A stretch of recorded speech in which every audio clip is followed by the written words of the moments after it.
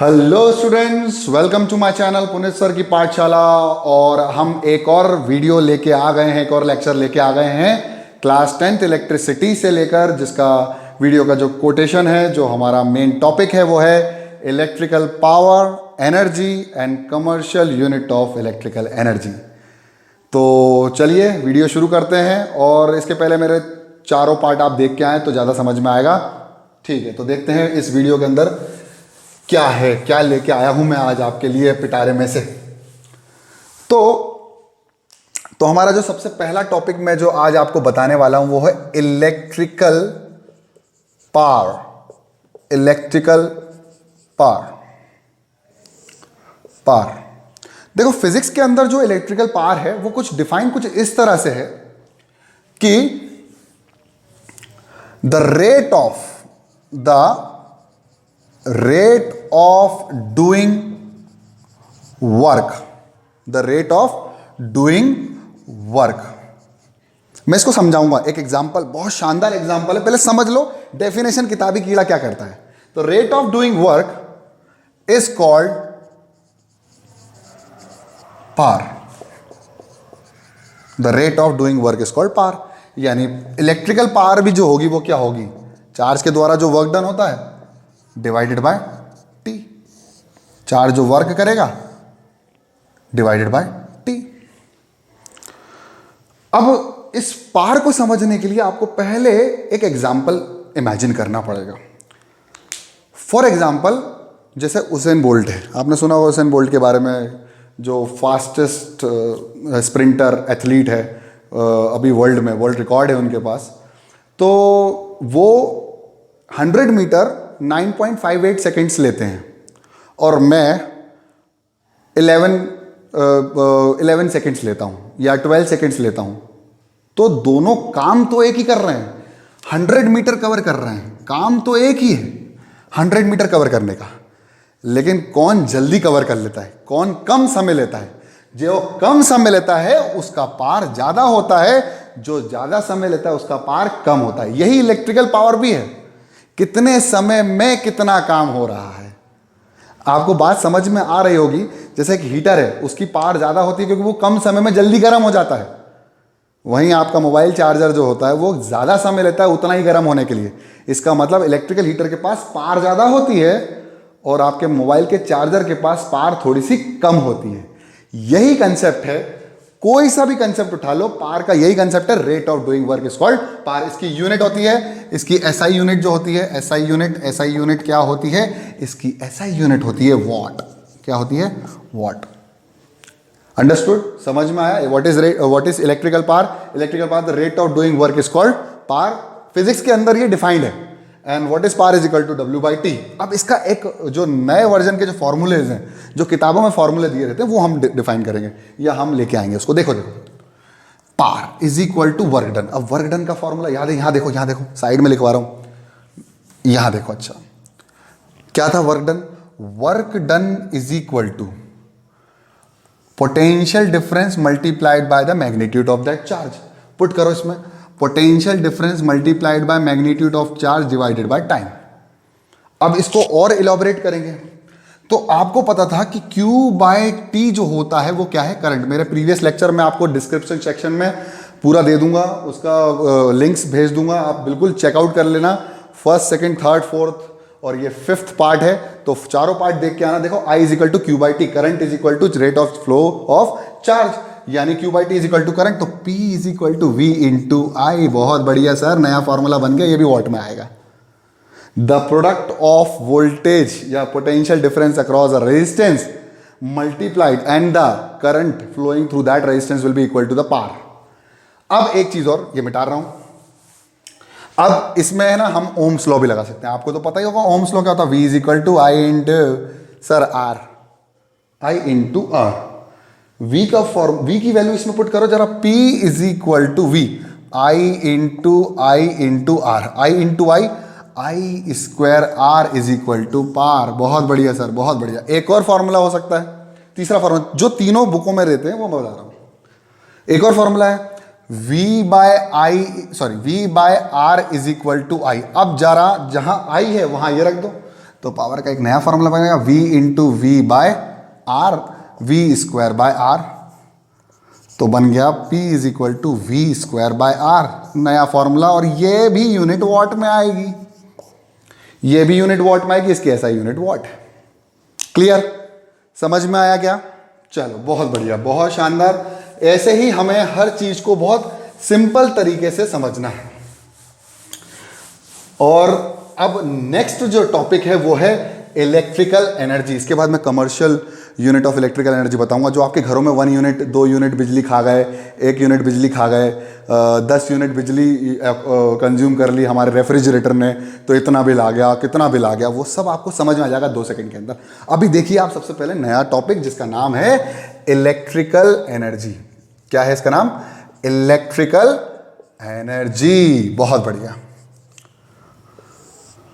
Electrical energy. Energy energy energy energy को physics में define किया गया है। एनर्जी को जो फिजिक्स में डिफाइन किया गया है वो कुछ इस तरह से है, the capacity of doing work. यानी आप जितना काम करोगे वो आपकी एनर्जी है। अरे अब मुझ में एनर्जी नहीं है, अब मैं और वीडियो नहीं बना सकता, ऐसा नहीं है पुनित सर। मेरी कैपेसिटी है, इसका मतलब मैं काम कर सकता हूं, मेरे में एनर्जी है। यानी energy is nothing but work done. Sir कहां घुमा रहे हो? Capacity of doing work is called energy, is called energy.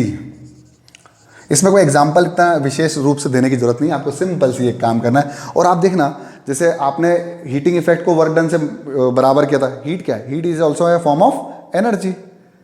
Heat is also a form of energy, and energy is what? Capacity to do work. तो work is equal to energy. इसका मतलब ये हुआ energy is equal to work done. अब देखो work done का formula जो heat से आया था वो आया था I स्क्वायर आर टी, मैं लेके आऊंगा अभी, या P into I V into I into T, मैं लगा सकता हूं यहाँ फॉर्मूला, लेकिन अपन लेके आएंगे जो आज पढ़ा है। देखो कितना मजा आने वाला है। पावर पढ़ा था work done divided by time,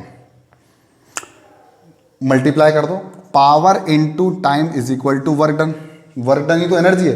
power कितना आया था? V into I into T is equal to work done, और वही वर्क डन एनर्जी के फॉर्म में, यानी energy is equal to V into I into T. अब एक्चुअली में एनर्जी का जो यूनिट होता है वो होता है जूल्स। क्या होता है? जूल्स होता है, joule. Electrical energy, work done, सबका जूल होता है। अब एक्चुअली में क्या है, अब हमारी किताबों में और भी फॉर्मूला देते हैं, तो यहाँ पर भी ओम्स लॉ लगा दो। Ohm's law is equal to V is equal to I into R. V की जगह I इंटू आर रख दो तो Y आ जाएगा, I स्क्वायर आर टी। यही तो हीटिंग इफेक्ट था, और heat is a form of energy. मैं बार बार बता रहा हूँ, आप लोगों को भूलने का नहीं है। Energy is equal to I square R T, या V by R is equal to I की जगह रख दो V square by R into T, यानी एनर्जी। एक फॉर्मूला और बन गया सर, बहुत बढ़िया Puneet sir. V square T by R is, ये भी जूल में होगा। बहुत बढ़िया, जे जूल्स। जे अच्छा नहीं बना रहे। Okay, clear? What is electrical energy? Energy is nothing but the capacity to do work. मतलब वर्क डन बराबर ही होगा एनर्जी के। डन। अब मैं आपको लास्ट टॉपिक जो एनसीईआरटी के अकॉर्डिंग जो है वो मैं बताने वाला हूं, बहुत ध्यान से समझिएगा, क्योंकि यही चीज समझ में नहीं आती थी कि ये जो हमारे यहाँ बिजली का बिल आता है, जैसे अभी जो रेट चल रहा है बिजली का वो होता है 10 रुपीज़। जैसे जो मकान मालिक हैं वो 10 रुपीज़ पर, जैसे 1 यूनिट का जो बिजली लेते हैं, बिल लेते हैं, पैसा लेते हैं, वो 10 रुपये लेते हैं। वैसे कमर्शियल में अगर देखा जाए तो ये थोड़ा ज़्यादा हो जाता है, लेकिन घरों में जो हाउस होल्ड एक्सपेंडिचर होता है वो 1 यूनिट का कितना होता है? 8 रुपीज़, लगभग 7 to 8 रुपीज़ होता है। ठीक है। अब हमारे यहाँ जो बिजली का बिल आता है वो ऐसे यूनिट में आता है। अब ये यूनिट क्या है? What is unit?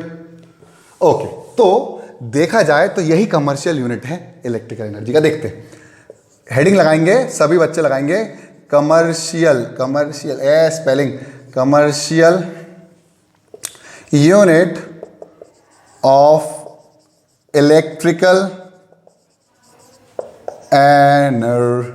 जी बहुत बढ़िया सर, बहुत बढ़िया टॉपिक।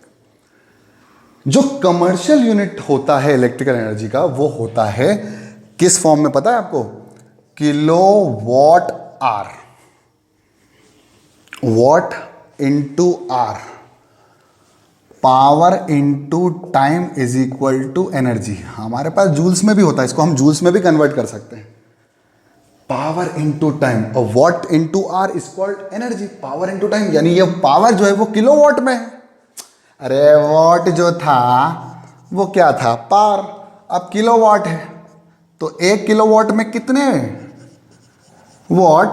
Sir 1000 what. बहुत बढ़िया, तो ये वही तो है। तो ये किलो वॉट आर इसकी यूनिट होती है, और यही 1 kilowatt hour 1 unit of बिजली होता है। कितना होता है? 1 यूनिट ऑफ बिजली। क्लियर? अब इसको जूल्स में कन्वर्ट भी करते हैं। देखो 1 unit is equal to 1 unit बिजली खर्च हुई किसके बराबर? किलो वॉट आर के बराबर। किलो वॉट 1 किलो वॉट के बराबर, 1 किलो वॉट आर के बराबर। 1 किलो वॉट मतलब 1000 वॉट। लगा लो मेरे प्यारे बच्चों, 1000 वॉट। अब मैं इसको जूल्स में कन्वर्ट कर रहा हूं, 1000 वॉट। बहुत बढ़िया। और आर को कन्वर्ट करना काय में? ऐसा यूनिट में इसको सेकेंड में कन्वर्ट कर लो तो 1 मिनट। सबको पता होगा, बचपन से देख रहे हैं। 1 hours is how many minute? 60 sir, 60 minutes. बहुत बढ़िया। 1 minute equal to how many seconds? 60 sir, 60 seconds. So 1 hour is equal to 3600 seconds. बस इसको पुट कर दो तो ये आ जाएगा 1000 मल्टीप्लाइड बाय 3600, और ये पूरा कन्वर्ट हो जाएगा जूल्स में। और ये 1 यूनिट बिजली जो आप खर्च करते हो जूल्स के अंदर, तो 1 unit is converted into joules 1 2 3 4 5 into 10 to the power 5 36 into 10 to the power 5 joules. और इसको स्टैंडर्ड में कन्वर्ट करने के लिए एक बार पॉइंट यहां खसका देंगे। 1 यूनिट ऑफ बिजली electricity is equal to 3.6 into 10 to the power 5 plus 1 6 joules. बहुत ही शानदार। ये फॉर्मूला सभी किताबों में, अच्छी किताबों में दिया रहता है, एनसीईआरटी के अंदर भी है। तो यही है commercial unit of electrical energy. I hope you understood. And एक चीज और, कॉपी में नोट्स बनाना ना भूलें। तो आज के वीडियो के लिए इतना ही। लास्ट वीडियो में लेके आऊंगा इस चैप्टर का रिवीजन विद क्वेश्चन आंसर्स। हम 5 से 6 क्वेश्चंस करेंगे।